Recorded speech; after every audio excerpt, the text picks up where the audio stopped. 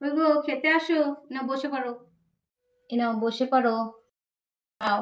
দেখো কি বানিয়েছি তোমার জন্য। সঙ্গে থাকলো পনির মহারানী, তার সাথে আছে পটল আর কাঁকরোলের পোস্ত। আজ আপনাদের কাছে একটা জামাই ষষ্ঠীর গল্প শোনাই। তো জামাই ষষ্ঠী নিয়ে তো অনেক কিছু গল্প মানুষের থাকে।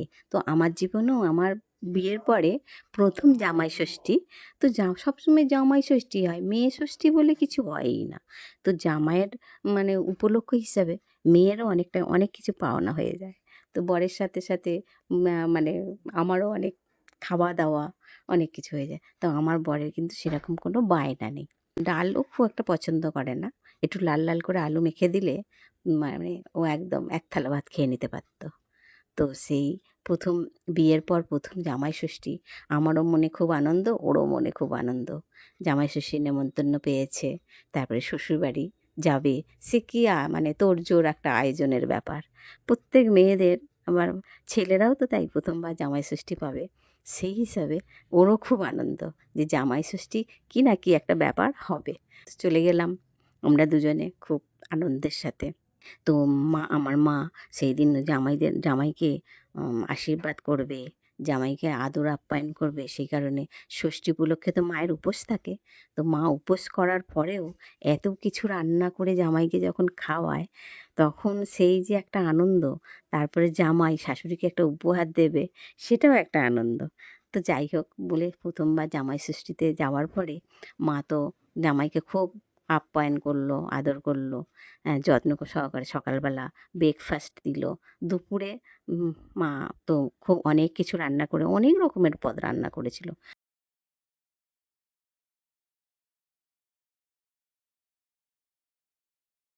আজকে জামাই ষষ্ঠী, তো মা তো আমার কাছে এখন নেই। সেই কারণে মা আমায় ফোন করে বললো যে আমি তো তোর কাছে নেই, তো এক কাজ কর, তুই তাহলে সবকিছু রান্না করে জামাইকে সাজিয়ে দে। সেই কারণে মায়ের অবর্তমানে আমি সবকিছু রান্না করে আমার বরকে সাজিয়ে গুজিয়ে খেতে দিই। অনেক কিছু রান্না করেছিল তখন। আর তার সবথেকে বড় কথা, পুকুর থেকে ধরে নিয়ে মাছ রান্না করা, সেটা বেশি আনন্দের একটা। পুকুরের জ্যান্ত মাছ রান্না করে খাওয়ানো।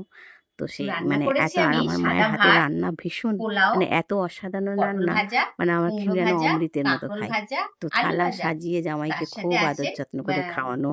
পনির তারপরে ধান মহারানী, দুব্বো দিয়ে মাথায় পটল আশীর্বাদ আর করা। কাঁকরোল দিয়ে পোস্ত, তারপরে আর আলু, হচ্ছে কাঁঠাল দানা, আর কাটুয়ার পাতাতে জামাইকে একটু চচ্চড়ি বানিয়ে দিয়েছি, রসগোল্লা, কালোজাম, পায়েস, আর আম। একটু আম কেটে সাজিয়ে দিয়েছি। আর আমি কিন্তু ভাতের থালাতেই আগে থেকেই আমি দইটা সাজিয়ে দিয়েছি, মিষ্টি দই। মিষ্টি না দই না দিলে হয়, আমি ওকে রান্না করে খাওয়াই।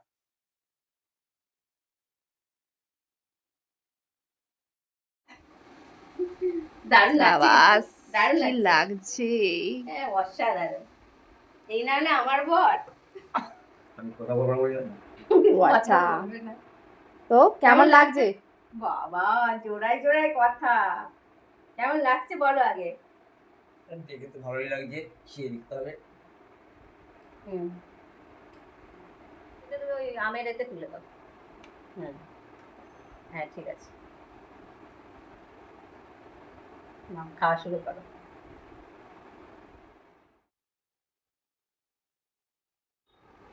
হাত পাখা দিয়ে হাওয়া করে করে জামাইকে আদর করে খেতে বসানো। তারপরে মানে কি বলবো, এত আপ্যায়ন করে খাওয়ানো, যত্ন করা, ওই দেখে আমার বরের মুখে তো কি মানে মনে একটা আনন্দ, মুখে হাসি, সেই দেখে আমার ভীষণ ভালো লেগেছে।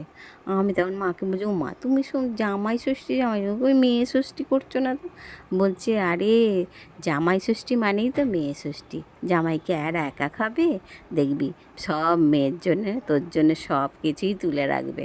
ও ও তো একা খাবার ছেলে না, ও দেখবি আমি তো জামাইয়ের জন্য একা রান্না করিনি, করেছি তো সবার জন্যই, সবাইকেই যত্ন করে খেতে দেবো বলে সেই একটা আনন্দ। আমিও আনন্দ পেলাম, আমার বড় পেলাম। সেই যে জামাই ষষ্ঠীর আনন্দ, এটা কাউকে বলে বোঝানো যায় না। যে এত আনন্দ, এত পদ রান্না করে সাজিয়ে, রোজ তো হয় না, বছরে একদিনই সেই আনন্দটা মানে উপভোগ করেছিল, খুব মজা পেয়েছিল, খুব আনন্দ পেয়েছিল। কি কেমন লাগছে?